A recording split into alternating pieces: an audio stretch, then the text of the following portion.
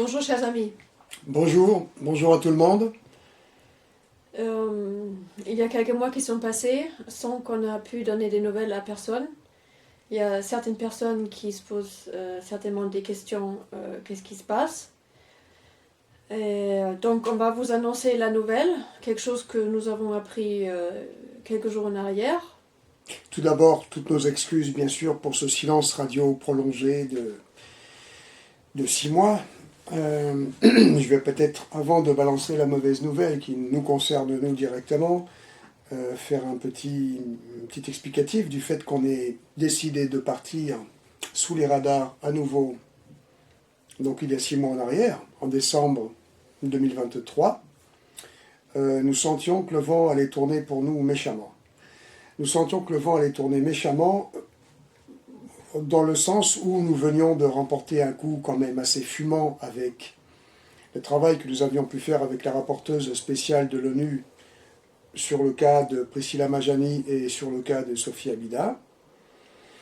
Et il était tout à fait imaginable qu'il y ait des représailles qui soient assez rapidement déclenchées contre nous à l'issue de cette petite et relative victoire. Ben, c'était quand même pas rien de mettre, comme disait Christophe Péchou dans la vidéo qu'on a fait avec Agora TV, qui est publiée, que c'est pas rien d'accuser un État. Et là, la France était accusée. Et c'est sûr qu'ils n'ont pas apprécié la farce. Et les représailles, ils n'ont pas attendu trop longtemps. Voilà, donc, annonçons la couleur. Bon, ça, vous pouviez vous en douter. Quand j'ai quitté la Suisse, je ne faisais l'objet que d'un mandat d'arrêt national émis en France et dans le cadre de l'opération Chocolat, donc une affaire qui ne concernait absolument pas Janet. Je pouvais redouter qu'à un moment donné, il y ait un mandat d'arrêt international pour cette affaire-là, mais enfin, il fallait tout de même qu'il y ait que l'instruction soit clôturée, qu'il y ait un jugement, etc. Et ça prend du temps. Donc a priori, en théorie, j'aurais dû être tranquille un petit peu plus longtemps que cela, sauf que non. Nous avons appris dernièrement que, pour commencer, moi, je faisais l'objet d'un mandat d'arrêt international, donc. Ce qui est nouveau, c'est que moi aussi, je fais l'objet d'un mandat d'arrêt international maintenant. Voilà, donc. Et ça, on était un peu surpris quand même. Il y a plusieurs hypothèses à cela, et l'origine de ces deux mandats d'arrêt internationaux. Juste une petite précision en ce qui me concerne, il y a une mention spéciale. Alors nous avons des sources qui sont dans le système, des sources certifiées à usage unique par contre. Parce que tout gendarme et policier sait que interroger les fichiers, ça peut poser problème à la personne qui le fait. Il faut justifier la raison pour laquelle il y a eu un check. Donc il faut que la personne soit bien organisée pour pouvoir le faire, elle ne peut le faire qu'une seule fois. En ce qui me concerne, il y a une mention spéciale, très inquiétante. Donc ne pas prendre de risques, c'est-à-dire individu dangereux, en cas de tentative de résistance, ne pas hésiter à faire usage des armes. Alors on sait dans le milieu qu'il y a un codage, il y a des codages qui permettent tout simplement de faire passer le message que la personne ne doit pas être prise vivante. C'est un petit peu, si vous voulez, un contrat déguisé. Un contrat déguisé avec un codage pour les initiés qui apparaît sur ce genre de mention spéciale. Et il se trouve que Janet et moi, nous sommes... Il y a aussi, vous savez, pour les mandats d'arrêt internationaux, un fonctionnement du moins recherché au plus recherché. Nous, on est... tous les moyens sont déclenchés, on est au-dessus de la pile. Un peu comme si nous étions vraiment des terroristes internationaux. Alors, maintenant, il est intéressant de s'interroger sur qu'est-ce qui a pu provoquer en si peu de temps donc, le déclenchement de 2 mandats d'arrêt internationaux. Oui, parce qu'évidemment, on n'est pas au courant d'avoir été jugé pour quelque chose. Parce que normalement, il faut un jugement. Puis ça prend du temps. Ça prend du temps. Avoir un mandat d'arrêt international sur le dos. Voilà, à plus d'un an de... Là, sauf si c'est pour une histoire d'enlèvement d'enfants. Alors, le cadre de l'enlèvement d'enfants, comme vous le savez, de l'enlèvement parental, déclenche immédiatement un mandat d'arrêt international contre la personne, le parent qui sauve son enfant, Mm. et évidemment contre tout complice, présumé complice. Donc, en toute logique, c'est ce type d'accusation qui nous frappe aujourd'hui, complicité d'enlèvement parental, puisque vous savez que l'enlèvement parental, c'est-à-dire le sauvetage d'un enfant qui est trahi par la justice dans le cadre de la protection institutionnelle de la pédocriminalité, est considéré par cette justice comme un acte criminel et est traité exactement de la même façon qu'un enlèvement par trafiquant d'enfants. Donc le mandat d'arrêt international pour des complices aussi. De quelle complicité d'enlèvement d'enfants pourrions-nous être à l'heure actuelle accusés? La première que nous voyons, vous la voyez aussi, eh bien c'est celle de l'affaire de Priscilla Majani. Que nous redoutions d'ailleurs déjà depuis un moment. D'ailleurs, on n'a jamais fait de secret là-dessus qu'on les a aidés hein, au début de leur cavale. On n'a pas fait de secret là-dessus, sauf qu'il semblerait que si c'est bien cette affaire-là, ils ont déclenché le mandat d'arrêt international pour complicité d'enlèvement de Camille, l'affaire de Priscilla Majani, une fois que l'affaire était amenée à l'ONU et Camille a fêté ses 18 ans. Et nous, évidemment, à ce moment-là, nous avons pensé que là, ils vont plus s'amuser parce qu'on aurait pu s'imaginer pendant toutes ces 11 ans de cavale de Priscilla Majani qu'on soit accusé dans cette affaire. Et ça, c'est pas produit. Donc, une fois que Camille a 18 ans et l'affaire apportée à l'ONU, on s'imaginait plus d'avoir encore affaire avec ce coup tordu-là. Voilà, on pensait que le ridicule avait ses limites. Alors peut-être que ça n'est pas ça, hein, mais en tout cas, il y a toutes les chances, toutes les probabilités, en tout cas, que ce soit ça, parce que la première indication que nous avons, c'est tout de même le fait qu'en 2023, nous sachions, même avant 2023, 2022 au moins, que le baveux de Chauvet, donc le prédateur qui n'est plus présumé du tout de Camille,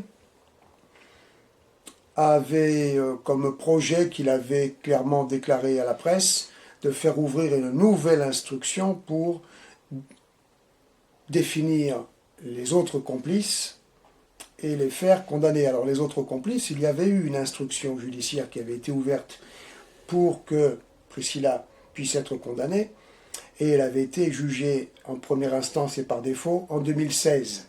Donc l'instruction avait déjà été clôturée pour qu'il puisse y avoir ce jugement, et les complices qu'il y avait à l'époque pour cette instruction clôturée ayant donné lieu à jugement et à condamnation, c'était sa maman, Heidi Majani, et une des deux sœurs de Priscilla Majani. D'ailleurs, ça n'a pas fait beaucoup de bruit non plus. Donc, comme le disait le baveux de Chauvet, Olivier Ferry, il fallait réouvrir une instruction, une nouvelle instruction judiciaire pour pouvoir impliquer les autres complices qui avaient été épargnés lors de la première instruction. Et effectivement, comme vient de le dire Janet, nous pensions tout simplement que le ridicule avait ses limites, qu'après que la persécution de Priscilla Majani et de Camille ait été clairement établie par l'ONU, eh bien, on en resterait là. Eh bien, il semblerait que non. Alors le deuxième petit point qui nous laisse penser cela, c'est la façon, c'est on va dire la psychologie de l'ennemi. Vous avez vu comment la Macronie a réagi après avoir reçu donc le communiqué interpellateur des 3 mandats de l'ONU concernant l'affaire de Priscilla Majani, de Sophie Abida et de Anadam Stockholm. Comme on le disait dans les vidéos sur Agora TV News 2 en 2023, ça a été de ma foi de manifester la plus parfaite terreur d'État. Pour Sophie Abida, ça a été de déclencher une intervention musclée de gendarmerie pour aller kidnapper Iris, la petite dernière, qui à l'époque avait 2 ans et demi.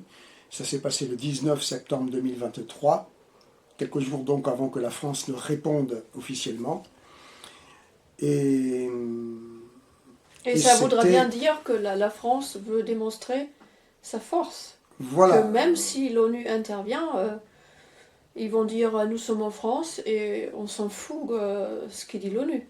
C'est-à-dire que la Macronie, je crois qu'elle n'est pas du tout gênée d'avancer à visage totalement découvert dans ses manœuvres de terrorisme d'État. Donc il est dans cet état d'esprit tout à fait logique que son bras armé, la bande des ignobles en robe noire, le club des ignobles en robe noire, ait donc déclenché quelque chose et suivi le projet pour notre implication comme complicité d'enlèvement de Camille. C'est quand même assez croustillant, malgré ce qui s'est passé. Et que ce projet de nous impliquer est abouti assez vite, mais simplement, ils n'en ont pas fait de publicité. D'une part, on peut comprendre pourquoi, et d'autre part, parce que nous pensons très sérieusement, ce qui recoupe l'information de la mention spéciale qu'il y a pour mon mandat d'arrêt international, ils ne comptent pas, en fin de compte, nous arrêter pour nous traduire devant un tribunal français. Ils n'ont pas besoin d'un show encore plus explosif, avec un énième épisode sur l'affaire de Priscilla Majani. Donc, on a de quoi être inquiet. Bon, on est un peu aguerri, on n'est pas plus que ça, on va vous dire en réalité, on ne va pas vous raconter de bêtises, on est un peu tendu, mais bon, nous n'avons pas d'enfants à protéger, comme vous savez, si ce n'est l'enfance avec un grand E. Nous pensons que ce qui nous arrive en ce moment, si on s'en tire vivant, et habituellement on arrive à se sortir des mauvais pas, ça va au contraire être un super levier pour la cause pour laquelle nous avons de bon cœur flanqué notre vie en l'air, et que ce levier-là, bien sûr, ne peut fonctionner que si vous tous, amis, soutiens, vous mettez le paquet en termes de communication pour relayer cette vidéo, et surtout pour relayer toutes les vidéos qui ont été faites avant, en tout cas les 3 principales. Je fais allusion donc aux 2 vidéos aux 2 entretiens que nous avons eus sur le plateau de Agora TV News 2. Je le dis parce que je ne suis pas certain qu'on puisse mettre des bandeaux ou faire un montage pour indiquer les liens. Agora TV News 2, qui est le média alternatif suisse le plus sérieux. Courant 2023, il y a eu 2 vidéos. Il y a une vidéo qui, à notre avis, est en train de devenir une vidéo culte, qui est celle que nous avons faite en octobre 2023, Janet et moi, avec le fameux haut fonctionnaire de l'ONU, Christophe Péchou, entre-temps passé à la retraite, et qui, lorsqu'il était donc chef de section de la branche des procédures spéciales, nous avait enjoint à faire ce travail de saisine, qui au début ne devait être que pour Priscilla Majani, puis après elle a été aussi pour Sophia Bida, et d'autres par la suite d'ailleurs, avait supervisé notre travail, nous avait vraiment bien encadré pour que c'est une chance d'aboutir, et s'était même mouillé pour, en étant en contact avec les rapporteurs spéciaux, s'assurer qu'il y ait un suivi. Donc c'est grâce à lui qu'il y a eu cette petite victoire. Cette vidéo est absolument culte parce que notre ami, et qui évidemment est devenu un ami avec un grand A, explique ce que je vous résume là. Qu'il n'y ait pas d'ambiguïté, que les imposteurs et les menteurs, et Dieu sait s'il y en a eu, ne reviennent pas en disant c'est nous qui avons déclenché l'intervention de l'ONU en 2023, 26 juillet 2023 pour être précis, contre la France. Bien, ça a été rectifié aussi. Et le contexte général, c'est très intéressant d'avoir une personne qui est si haut placée dans le système, la dernière entité tout à fait au-dessus de la pyramide, l'ONU, qui, ma foi, qui valide les analyses que nous apportons depuis si longtemps et qui nous ont coûté si cher. Voilà. Donc c'est vraiment une vidéo culte qui à nous fait plaisir et nous remonte le moral de regarder quand ça baisse un peu, et que nous vous demandons de refaire circuler à nouveau à fond, avec la troisième, qui est pas mal non plus, qui est, malheureusement Jeannette n'était pas là à ce moment-là, celle que j'ai faite en décembre sur la chaîne de Mike Borowski. Mike Borowski a sa propre chaîne, vous trouverez sans problème non plus sur YouTube. Agora TV News 2 c'est sur YouTube, Mike Borowski c'est sur YouTube aussi. Voilà. Et ben, surtout cette vidéo, parce que ça c'est des nouvelles, et Ouais. Cette ça vidéo, va être difficile maintenant pour nous de communiquer, évidemment, dans cette situation. On ne peut pas, même pas mettre des vidéos en ligne sans se découvrir. Hein. Donc ça va être un peu compliqué, mais on voulait absolument vous communiquer cette information et surtout aussi communiquer ce qu'on vient vous dire là concernant notre situation du moment, parce que c'est extrêmement grave. Et en communiquant par tous les moyens cette réalité, le plan qu'eux ont prévu peut changer. Et nous sommes convaincus qu'il va changer. Donc on a besoin de vous pour diffuser l'information, parce que comme ça ils ne peuvent pas faire ce qu'ils veulent. voilà, à minima déjà, si vous mettez le paquet, et nous savons que vous mettrez le paquet en termes de communication, le coup de nous éliminer sera un petit peu plus compliqué.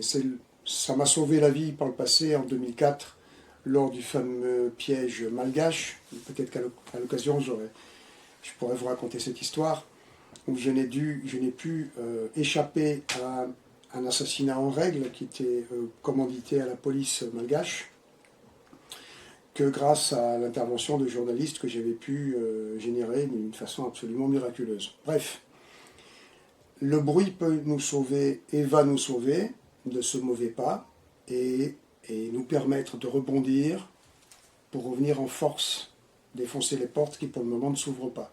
On vous expliquera plus tard, j'espère, la suite de la stratégie, mais sachez que même si nous sommes restés silencieux pendant 6 mois, on n'avait pas le choix, il fallait qu'on bétonne un peu notre sécurité pour pouvoir continuer. On est très très loin d'avoir jeté l'éponge et d'avoir abandonné la lutte, vraiment, croyez-le.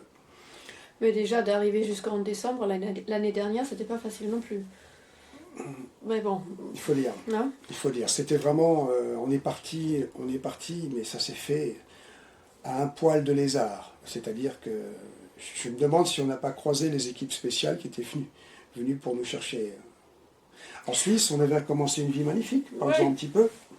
Oui, et ça c'est quand même dommage, parce que j'avais trouvé du travail, on avait trouvé une petite maison pas chère, une voiture, enfin on pouvait vivre normalement comme tout le monde. Ça nous a vraiment fait du bien, et du jour au lendemain, on se doutait déjà que ça va venir, mais ça surprend toujours quand les signes arrivent que c'est là, que c'est tout de suite, il faut partir. Et il faut tout abandonner une fois de plus, une énième fois, et donc on est parti ailleurs. On a tout abandonné, on ne s'est pas laissé anesthésier par la matrice, heureusement. Moi, ce que je regrette le plus, ça, je pense que vous vous en doutez, c'est d'avoir dû laisser en plan le travail de saisine des rapporteurs spéciaux, que je continuais d'arrache-pied, parce que je croulais sous les nouveaux cas qui demandaient de l'aide, et je n'ai pas pu continuer à cause de ça. Je n'ai pas pu continuer à cause de ça, je le regrette infiniment, même si, au bout du compte, on sait que, malheureusement, même si les rapporteurs spéciaux prennent en compte un dossier, à part obtenir une validation de l'état de persécution de la maman protectrice, il n'y a pas un grand intérêt dans la pratique. Bon, ça c'est une autre histoire, encore une fois on en reparlera. Mais le second travail que malheureusement j'ai dû mettre en plan aussi était celui qui était commencé dans la foulée de cette validation par l'ONU de cette situation de persécution des familles, des parents protecteurs en France, faire reconnaître cet état de fait à certains pays susceptibles de s'intéresser à la question et d'offrir une opportunité de refuge aux familles persécutées fuyant la terreur d'État du régime Macron dans le cadre de la protection institutionnelle de la pédocriminalité et des trafics d'enfants, et etc. L'évolution du genre, etc. C'était ce qui était maintenant à faire. De toute façon, et il se trouve qu'on est concerné nous-mêmes. Voilà, une fois de plus. Bon, c'est un plan après lequel on courait depuis des années, d'où l'épisode du Venezuela, nos amis se rappellent. Oui, c'était déjà l'idée à ce moment-là de trouver un asile politique pour tout le monde. Bon, on va y arriver à force. D'ailleurs, parce qu'on n'est pas sûr si c'est bien pour l'affaire de Priscilla Majani, on a ce mandat d'arrêt international sur le dos. Il se peut aussi que ce soit toute une autre affaire d'une mère avec qui tu étais en contact l'année dernière, puisque maintenant on dit à tout le monde partez en clandestinité vu qu'il n'y a pas d'espoir. En France, il n'y a pas d'espoir. Dans le système judiciaire français, il n'y a pas d'espoir. Donc qu'est-ce qui reste? C'est la clandestinité. Et il y a aussi une personne, on est au courant qu'une mère a pris la fuite avec ses enfants. Maintenant on ne sait pas plus, mais peut-être ça va suffire pour nous mettre une nouvelle accusation pour complicité, vu que en France tout est possible, ils n'ont pas besoin de plus. Des accusations se construisent à partir de rien, donc c'est aussi possible, peut-être c'est toute une autre affaire. Bon, on le verra, on le saura, et dès qu'on en aura des nouvelles, on va vous les communiquer. Oui, alors je précise pour ce point-là qu'effectivement, ceux qui me connaissent savent que je ne me suis pas auto-censuré pour donner les bons conseils aux mamans qui me contactaient, en parallèle d'effectuer des rapports de saisine pour l'ONU. Et une maman qui en particulier a fini par prendre la bonne décision, a trouvé un droit de me prévenir de cette bonne décision, une fois partie avec ses enfants, par email et sur le smartphone de Janet, qui était au nom de Janet. Ils n'ont pas besoin de plus en réalité. Donc ce sont les deux options que nous privilégions, les deux explications, les deux seules qu'on peut voir et qui puissent expliquer un mandat d'arrêt aussi rapide au niveau international. Ouais. Voilà, je crois qu'on a fait le tour. Ouais. C'est déjà assez long cette vidéo. Donc... On ne va pas vous embêter plus, on compte sur vous donc pour la diffuser, surtout que vous compreniez bien l'état d'esprit dans lequel nous sommes. Nous ne sommes pas des victimes, nous n'implorons pas au secours. On compte sur vous par contre pour diffuser cette information, avec tout le contexte qu'il y a derrière, et pour nous aider à faire en sorte que ce qui finalement a été dénoncé, validé par l'ONU, eh bien, fasse un scandale international. Et de plus de personnes qui se joignent à notre combat, le mieux c'est de toute façon. Parce que, c'est sûr, c'est un travail immense. Et il faut maintenant une ouverture pour tout le monde. Parce que la clandestinité, on le sait déjà depuis quasi 20 ans, la clandestinité, c'est pas facile. Hein? C'est pas viable. Ça l'est pour nous, même avec le risque extrêmement élevé que nous avons. Une fois de plus, nous n'avons pas un enfant à protéger, donc on sait très bien quand on donne ce conseil de partir en clandestinité, on sait très bien à quel point c'est une mission impossible, mais que c'est le seul moyen de sauver un enfant de l'enfer. Il n'y en a pas d'autre. Voilà. Mais il faut que, si vous avez des idées, prenez des décisions aussi, prenez des initiatives pour qu'on avance une fois pour toutes, pour tout le monde, dans n'importe quelle direction. Prenez la direction dont vous pensez qu'il sera pertinent d'aller à n'importe quel pays ou de demander, je sais pas, je lance ça comme ça. Je crois sinon on a fait le tour. Je crois aussi. Donc pour que cette vidéo ne soit pas trop longue, on va en rester là pour aujourd'hui, en espérant pouvoir revenir quand même, pas trop tarder pour pouvoir revenir. Donc vous avez compris que c'était une question de sécurité pour nous aussi, du fait qu'on ne communique pas et qu'on ne va pas trop communiquer en ce moment. Et une fois de plus, on compte sur vous. On est là, on est debout, on est serein. Même si on finit très mal demain, on est très serein parce qu'on a fait, ça aurait été pour avoir fait ce qui était juste et avoir décidé de continuer jusqu'au bout. Donc tout va bien. Et puis on en profite en passant pour faire un petit coucou à Priscilla et à Camille. Voilà, et puis on vous dit à tous et à toutes, merci de votre attention, de votre soutien et Oui. à très vite. À bientôt. Au revoir. Merci.